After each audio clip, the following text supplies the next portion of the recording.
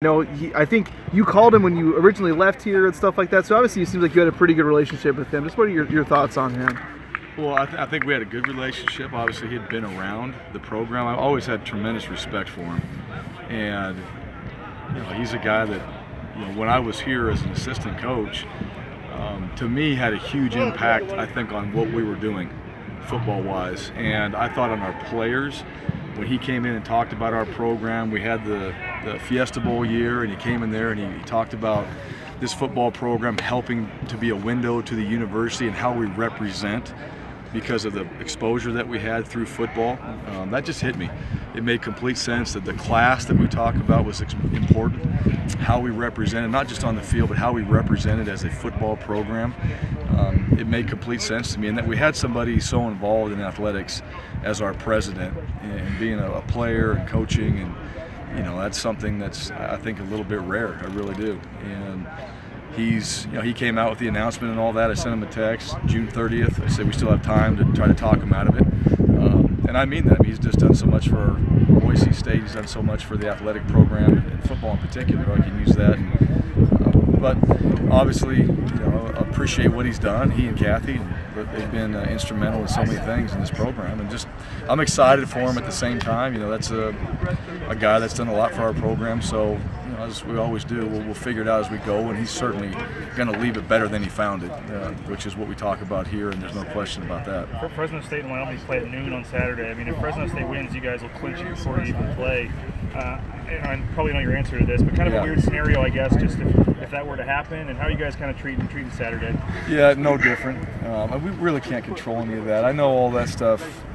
There's scenarios and things like that. We don't even get into that. It's just we set out this season to accomplish a goal, and there's still a game in front of us, and that's part of it. And there's another game after that. So I hope our guys are focused on that. I hope it's not about the what ifs, and then we start playing these games. I just don't think that's the right way to do it. And the bottom line is we've been preparing hard this week. We'll have another hopefully good day today, and we get to go play a really good Air Force team that I think our guys are excited to get out there and play. We got senior night. I mean, there's a lot of distractions already that guys can sit there and focus on. I don't think our team's done that. I don't think our staff's done that. So it shouldn't be any different. I hope that it's a focus that we've had to get us to where we are now. I know that the rankings don't help you win or lose games, but it's a result of winning a lot of games. So what does that do for you guys in terms of exposure? And I mean, being in the top 25 is better than not, obviously. Yeah, it is. It's obviously, from a recruiting standpoint, it's something that you get attention from. People focus on it. We certainly don't. That wasn't the goal that we set out to accomplish when we got back after the bye week. But it doesn't hurt. I'm not going to say that's a bad thing for us, but it still doesn't get us where we want to go. That's the bottom line. So, not the mission. I haven't heard anybody on our team talk about it.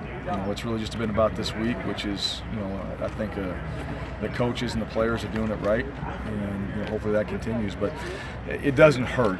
That's all part of it. And I know in the world of recruiting and exposure and all that, it's certainly not a bad thing. And it's something that at the end of, at the end of when the season's over and it's all said and done, then you can go back and look at it and reflect a little bit on where you're at.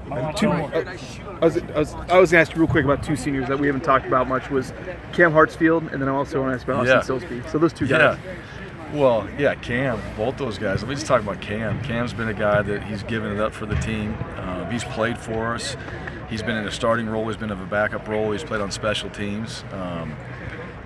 Just a guy that's really all about this football team and what we're going to do as a team to find a way to win. I mean, that's the unselfishness in players. You have 100 and some guys on your team, and only 11 get a play at a time. So not everybody's going to be on the field, and that's part of it. That's part of being on a team. Is you're going to have to give up some personal goals to go out there and achieve some team goals, and he's certainly been one of them. Silsby's no different. A guy that's been a walk-on. He's worked his way. He earned himself a scholarship. It's taken him some time. And I know for guys like that, every year you're wondering, you kind of throw your shoulders up like, what am I doing this for?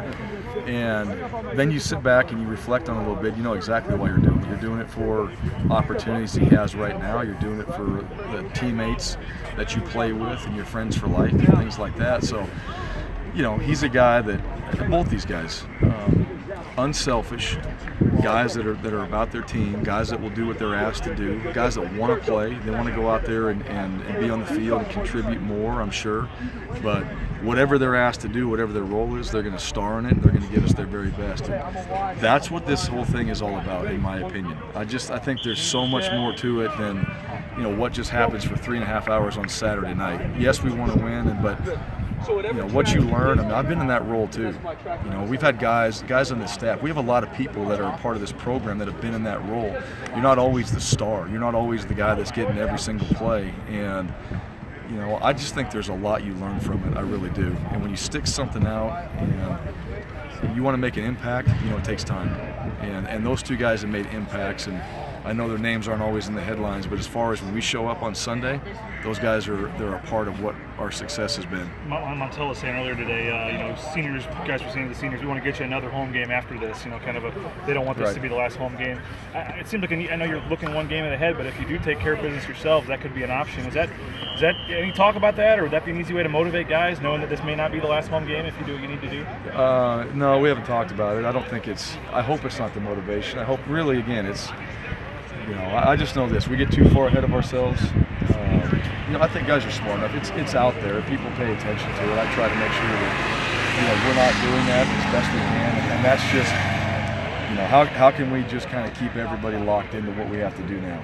So that never happens unless you take care of today. And that's just it sounds simple. It sounds too simple, but that's the one thing. I think the simple things are what help you be successful. And a lot of times everybody wants a more complicated answer. It's not really that way. Sweet. Good. Thanks, okay, thank you.